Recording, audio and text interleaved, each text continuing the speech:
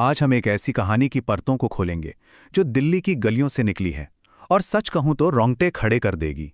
ये कहानी सिर्फ डराने के लिए नहीं है, बल्कि ये दिखाती है कि एक अच्छी कहानी कैसे बुनी जाती है। तो चलिए साथ मिलकर इसके हर एक पहलू को समझते हैं। कहानी की शुरुआत मतलब एकदम सीधी, कोई भूमिका नहीं, बस एक भयानक हुक्म, मार दो इस बच्चे को। सोचिए जरा, बस इन चंद शब्दों में ही माहौल बन जाता है। ये पता चल जाता है कि यहां अब जिंदगी और मौत का खेल शुरू हो गया है। तो कहानी शुरू होती है, और अक्सर डरावनी कहानियों की शुरुआत कैसे होती है? किसी छोटी सी गलती से, है ना? पर यहां मामला उल्टा है। यहां शुरुआत एक नेक काम से होती है, एक अजनबी को घर में पनाह देने से। लेकिन सवाल ये उठता है कि क्या हो जब वही मेहमान धीरे धीरे आपके घर पर ही कब्जा करने लगे। चलिए अब मिलते हैं कहानी के किरदारों से। जगह है दिल्ली का एक बिल्कुल साधारण सा घर। यहां रहते हैं एक पिता वीर और उनका बेटा रोहन। जिंदगी बिल्कुल मतलब हम सब की तरह आम सी। और सच कहूं तो यही बात, यही सादगी आने वाले खौफ को और भी ज्यादा भयानक बना देती है। और फिर एंट्री होती है हरिकिशन की। कौन है ये?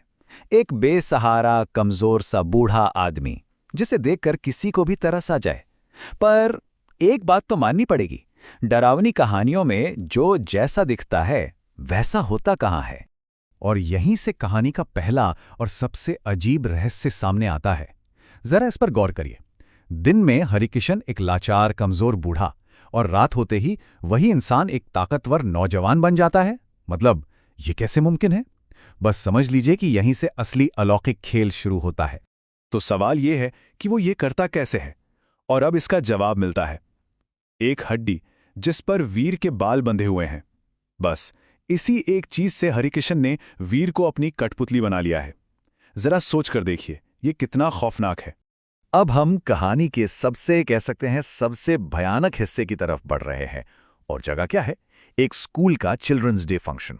सोचिए, चारों तरफ बच्चों की हंसी है, खुशियां हैं, और उसी के बीच एक शैतानी साया अपना जाल बिछा रहा है। तो हरिकिशन की इस ताकत का स्रोत क्या है? इसे कहते हैं तंत्र साधना। और ये कोई मामूली जादू टोना नहीं है। ये एक ऐसी भयानक कला है जिससे दूसरों की, मतलब उनकी जीने की शक्ति, उनकी लाइफ एनर्जी को सोखा जाता है। और ये अनुष्ठान होता कैसे है? जरा देखिए, इसके लिए क्या क्या चाहिए। आग, खून, श्मशान घाट की राख और एक इंसानी खोपड़ी। मतलब साफ है, ये सिर्फ जादू टोना नहीं है, ये तो साक्षात बुराई का खेल है। और इस पूरे शैतानी खेल का मोहरा कौन बनता है? रोहन। उसे एक ऐसे सिचुएशन में डाल दिया जाता है जहां उसे अपनी जान या अपने दोस्तों की जान में से किसी एक को चुनना है। सोचिए, एक बच्चे के लिए इससे मुश्किल और क्या हो सकता है? अब देखिए, ये श्राप कैसे एक ही दिन में सब कुछ बदल देता है। सुबह सुबह एक टॉफी से बात शुरू होती है। रात 8 बजते बजते वो जादू में बदल जाती है। 9 बजे एक बच्चा गायब, और आधी रात तक उसे ऑफिशियली लापता घोषित कर दिया जाता है। मतलब हर गुजरते घंटे के साथ खौफ बढ़ता ही जा रहा है। और जब सारे रास्ते बंद हो जाते हैं तो लोग क्या करते हैं? हताश हो जाते हैं। 1 लाख रुपए का इनाम रखा जाता है। और ये रकम सिर्फ पैसा नहीं है, ये उस पूरे समाज की बेबसी और डर का सबूत है। तो अब हम कहानी के क्लाइमेक्स पर पहुंच चुके हैं। वो मोड़ जहां सब कुछ दांव पर लगा है।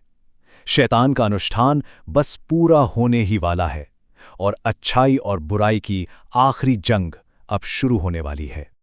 और इस पूरे राज से पर्दा कौन उठाता है? कोई हीरो नहीं, कोई जासूस नहीं, बल्कि एक चोर। मजे की बात देखिए, पुलिस से छिपते छिपाते वो इत्तेफाक से हरिकिशन के अड्डे पर पहुंच जाता है। और वहां जो मंजर वो देखता है, उसके तो होश ही उड़ जाते हैं। अब जरा इस जादू की ताकत का अंदाजा लगाइए। पुलिस की गोली तक उस बच्चे को नहीं रोक पाती जो जादू के वश में है। तो सोचिए, जब कानून और ताकत दोनों ही फेल हो जाएं, तब क्या उम्मीद बचती है? और यही कहानी एक नया मोड़ लेती है। जब सारे बड़े, सारे ताकतवर लोग हार मान लेते हैं, तब एक बच्चा खड़ा होता है, रोहन। हाँ, उसके पास बाहुबल नहीं है, लेकिन उसके पास वो चीज है जो शायद इस शैतान को हरा सकती है, उसका दिमाग। तो अब सवाल ये नहीं है कि बुराई कितनी शक्तिशाली है। असली सवाल तो ये है कि एक ऐसी बुराई को जिसे कोई छू भी नहीं सकता, कोई गोली मार नहीं सकती, उसे आखिर हराया कैसे जाए? और ठीक इसी वक्त रोहन के दिमाग की बत्ती जलती है। उसे याद आता है हड्डी और उस पर बंधे हुए बाल, और उसे ये एहसास होता है कि हरिकिशन की जो सबसे बड़ी ताकत है, असल में वही उसकी सबसे बड़ी कमजोरी भी है। और यहीं पर रोहन का शानदार प्लान सामने आता है। देखिए वो क्या करता है। वो विलन के ही काले जादू को उसी के खिलाफ इस्तेमाल करने वाला है, स्टेप बाय स्टेप। और प्लान काम कर जाता है, बिल्कुल वैसे ही जैसे सोचा था। जैसे ही रोहन उस हड्डी को तोड़कर आग में फेंकता है, हरिकिशन का शरीर बिखर जाता है। मतलब बुराई अपने ही बनाए जाल में फंसकर खत्म। चलो, बुराई का तो अंत हो गया, लेकिन क्या कहानी खत्म हो गई? क्या अब सब कुछ ठीक हो गया? जैसा कि अच्छी कहानियों में होता है, जीत कभी भी आसान नहीं होती, और इस जीत की भी एक बहुत भारी कीमत चुकानी पड़ती है।